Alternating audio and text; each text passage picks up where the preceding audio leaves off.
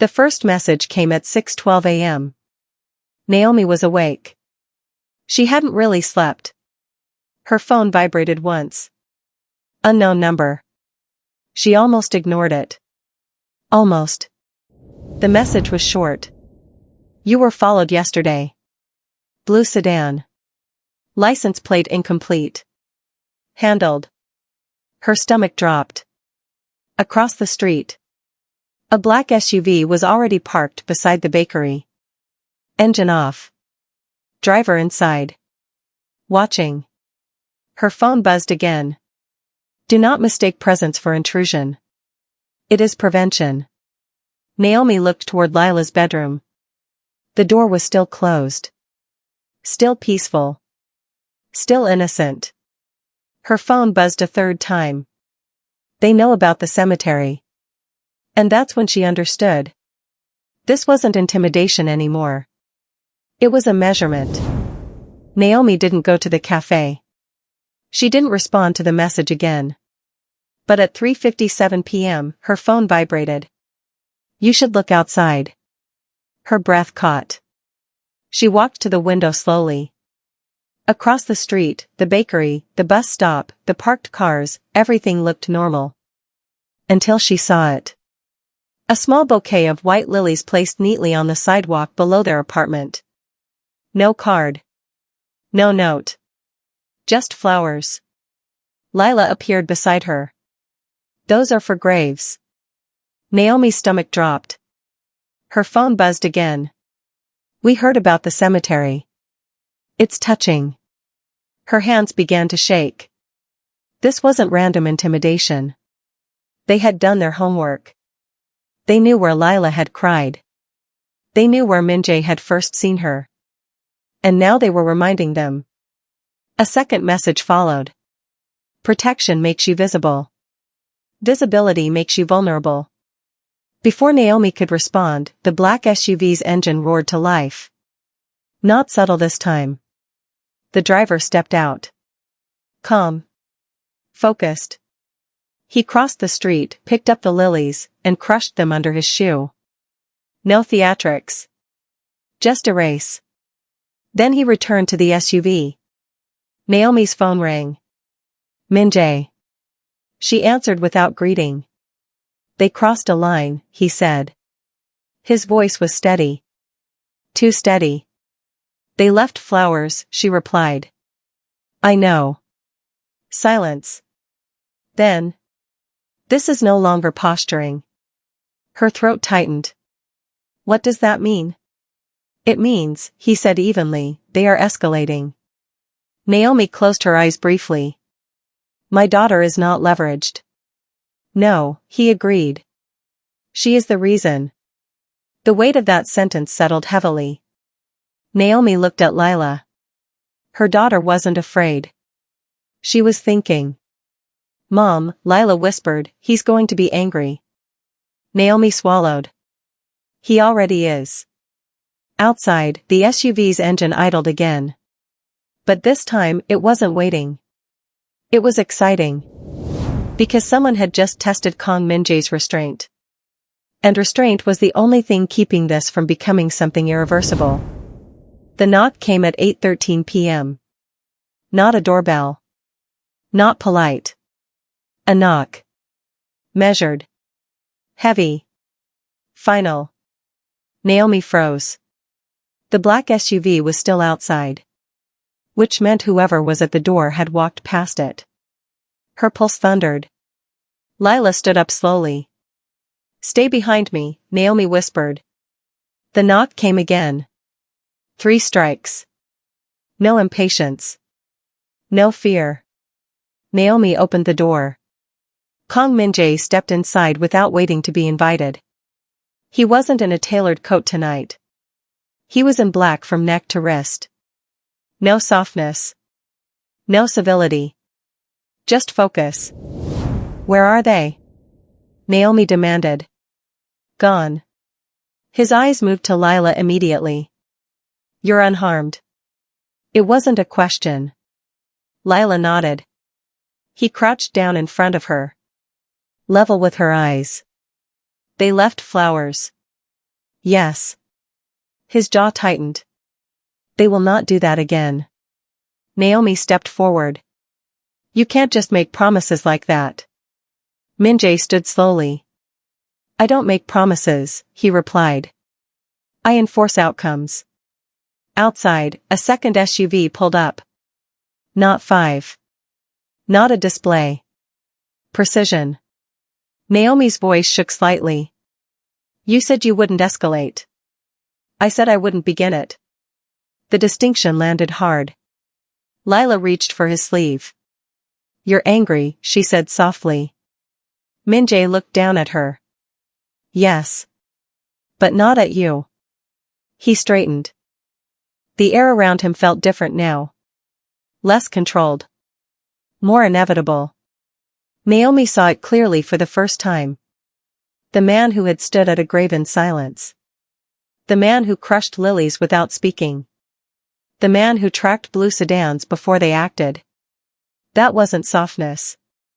That was restraint. And tonight, restraint was ending. Min-jae turned toward the door. Stay inside, he said. Not to Naomi. To Lila. Then he walked out. The engines outside started in synchronized rhythm. Not loud. Not chaotic. Just certain. Naomi stepped to the window. The SUVs pulled away. Not rushing. Not hiding. Hunting. And she understood something that tightened her chest. The moment those flowers touched the ground, they hadn't threatened her daughter. They had declared war. And Kang Min-jae had just accepted it.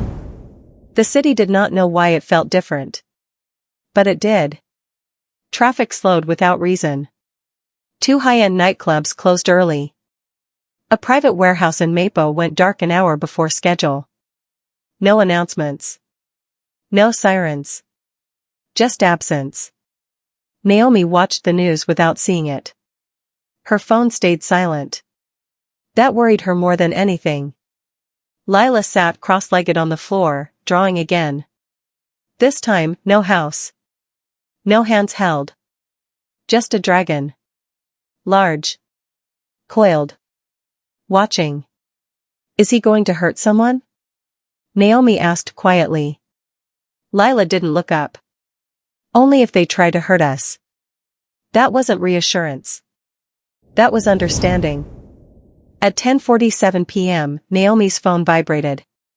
Not a message. A video clip.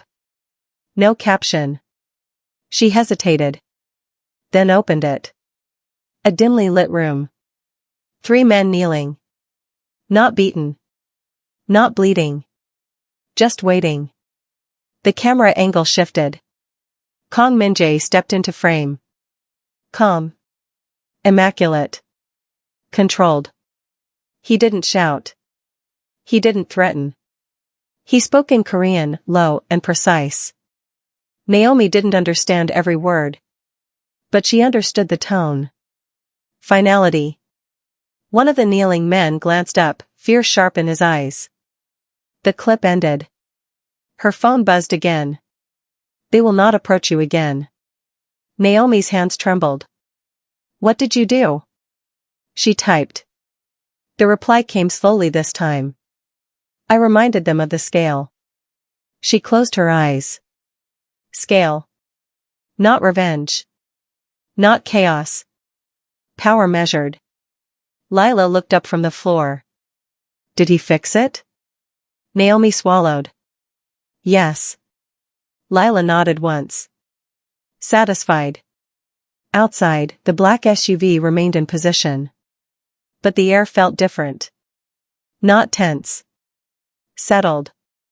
Naomi understood now. This wasn't a reckless man acting on emotion. This was a strategist reclaiming territory.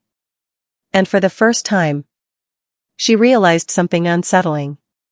He hadn't done it for pride. He had done it because someone dared to touch what he considered sacred. And sacred things were not negotiable. The next morning was too quiet. No blue sedan. No lilies. No unknown numbers. Just silence. Naomi didn't trust silence. She walked Lila to school herself. The black SUV followed at a distance, not obvious, but present. Always present. At the school gate, other parents stared. Not in the SUV. At Naomi. At Lila. Whispers travel faster than vehicles in a city like this. Why is security following them? Did you see last night's news? Something happened in Mapo. Naomi kept her chin high. Lila walked calmly beside her, backpack slightly too big for her small frame, curls bouncing with each step. Inside the school courtyard, a teacher approached Naomi quietly. "Ms. Brooks," she said carefully, "we've received inquiries." Naomi's stomach tightened. "From who?" The teacher hesitated. "Men. Well-dressed. Very polite." Naomi exhaled slowly. "Did they speak to my daughter?" "No." "Good." The teacher lowered her voice further. "You should know, we've been advised additional security may be necessary." "By who?" Naomi asked again. The answer came from behind her. "I suggested it." Kang Min-jae stood at the gate. No entourage this time. No SUVs. Just him. Parents stepped aside instinctively, even if they didn't know why. Naomi turned slowly. "You don't get to make decisions about her school." "I get to make decisions about threats," he replied evenly. Lila ran toward him without hesitation. He crouched automatically, not stiff, not awkward. Natural. "You came in daylight," Lila said. "Yes." "Are you still angry?" His gaze softened briefly. "No." Naomi stepped closer. "What happens now?" she asked quietly. Min-jae stood. "Now they understand boundaries." "And if they test them again?" His eyes met hers fully. "Then they will understand the consequences." Naomi searched his face. No thrill. No satisfaction. Just certainty. She realized something then. This wasn't temporary. This wasn't a flare of attention. Her daughter had not attracted a dangerous man. She had chosen one. And once Kang Min-jae decided something belonged under his protection, it did not leave it easily. Naomi didn't agree to it. She wasn't consulted.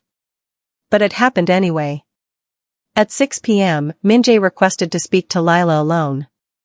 Not in a back room. Not in a vehicle. In the living room. The door opened.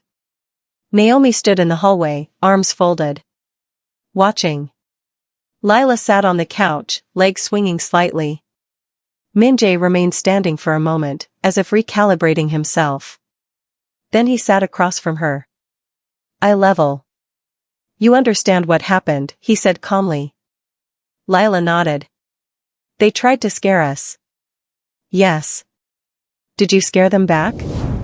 "I educated them." Lila considered that. "Will they stop?" "For now." "For now," she repeated. Naomi stepped into the room. "That's not an answer." Min-jae looked at her.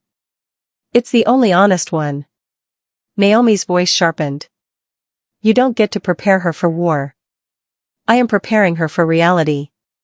She's 8. And aware." That stung. Because it was true. Lila looked between them. "You're both loud," she said softly. They weren't. But the tension was. Min-jae shifted his attention back to Lila. "If anything feels wrong," he said, "you call me." Naomi stepped forward instantly. "No." Min-jae didn't react. Lila looked up at her mother. "Mom," she said gently, "you can't fight something you don't understand." Naomi froze. Min-jae's expression changed, not triumph. Recognition.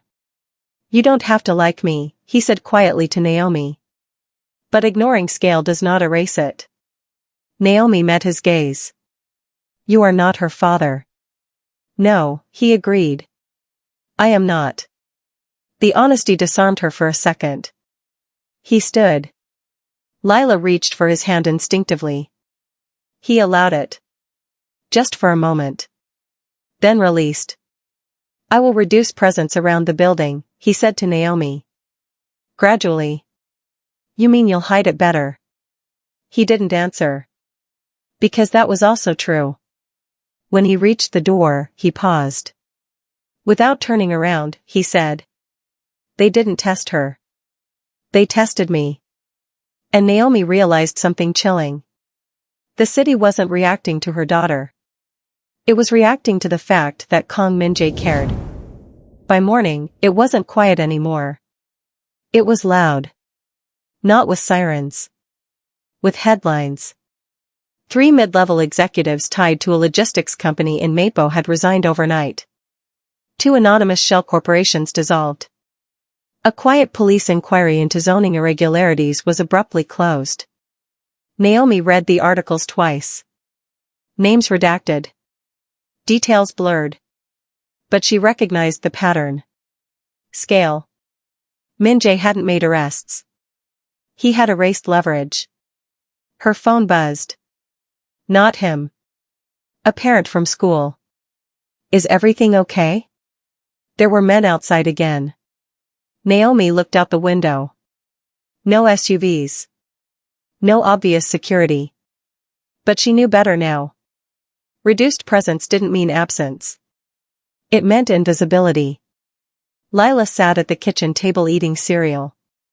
People are talking, Naomi said carefully. Lila shrugged. They always talk. This is different. Lila lifted her gaze. Because they're afraid? Naomi didn't answer. The doorbell rang. Not heavy. Not deliberate. Normal.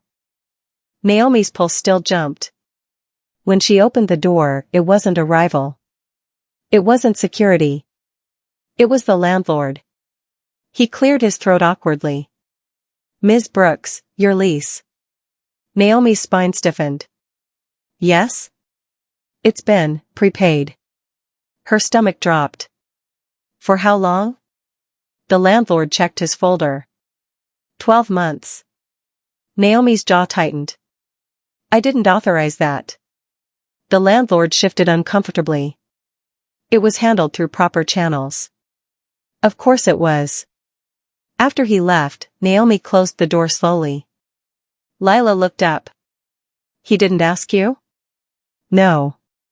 Then why are you mad? Naomi knelt down in front of her daughter. Because the power that protects us can also decide. Lila tilted her head. He doesn't decide for me. Naomi hesitated. Not yet. Her phone buzzed. Min-jae. Your lease is secured. You will not be displaced again. Naomi typed back. You don't get to control our stability. The response came slower this time. Stability was already unstable. I corrected it. Naomi stared at the message. Corrected. Not gifted.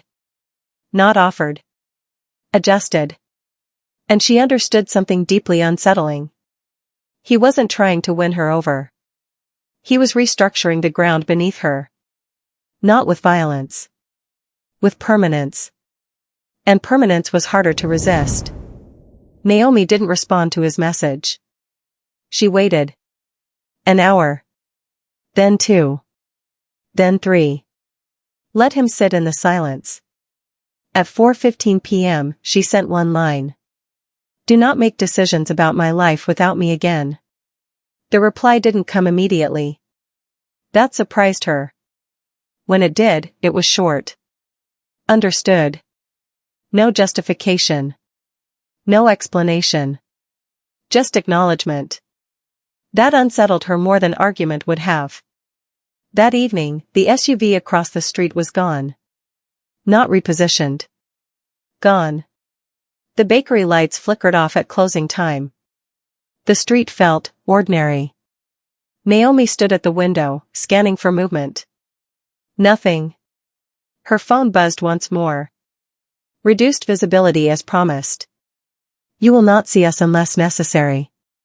Naomi exhaled slowly. You're changing the rules, she murmured. In the bedroom, Lila was brushing her hair. Is he outside? She called. No. Silence. Then softer. Did he leave? Naomi walked to the doorway. He stepped back. Lila frowned slightly. Because you told him to? Yes. Lila considered that. He listens to you. Naomi hesitated. He negotiates. Lila smiled faintly. That's what strong people do. Naomi studied her daughter's face, dark skin glowing under the bathroom light, small hands carefully untangling curls. This wasn't fantasy to her. This wasn't glamour. It was structured. She walked back to the living room. Her phone vibrated again. This time, a photo. No caption. It showed a school entrance from across the street. Empty. Peaceful. The timestamp was 5 minutes old. A reminder. Presence didn't require proximity. She typed back. You said reduced visibility. 3 dots appeared. Paused. Then. I said you would not see us. Naomi stared at the screen. He hadn't withdrawn. He had recalibrated. And she understood something clearly now. She could demand boundaries. He would respect them. But he would never remove protection. Because in his world, care wasn't loud. It was permanent. And permanence didn't ask permission twice. The school called at 10:32 a.m. Naomi's heart stopped before she even answered. Ms. Brooks, the principal said carefully, there's a situation. Naomi was already reaching for her coat. Is Lila hurt? No. She's fine. But. There was an incident at recess. Naomi arrived in 8 minutes. Too fast. She didn't notice the black sedan parked half a block away. Inside the principal's office, Lila sat upright in a small plastic chair. Unshaken. Across from her stood a boy twice her size, red-faced and angry. His mother stood beside him, furious. She told him she has bodyguards, the woman snapped. She threatened my son. Naomi's jaw tightened. She looked at Lila. Is that true? Lila nodded calmly. He said I don't have a dad. Naomi closed her eyes briefly. And you said? I said I don't need one. The room went quiet. The principal cleared his throat. The other child pushed her. Naomi turned slowly to the boy. He pushed you? Lila nodded. But I didn't fall. The boy's mother scoffed. This is ridiculous. Children fight. Naomi stepped forward. My daughter doesn't threaten children. The office door opened quietly. No knock. Kang Min-jae stepped inside. The temperature changed instantly. The principal stiffened. The other mother froze mid-sentence. Min-jae didn't look at them first. He looked at Lila. You were pushed. Not a question. Yes. Did you fall? No. Good. Naomi turned sharply. You don't belong here. Min-jae's eyes shifted to her. I was informed. By who? She didn't ask. Because she already knew. The other mother gathered her son quickly. We're leaving, she muttered.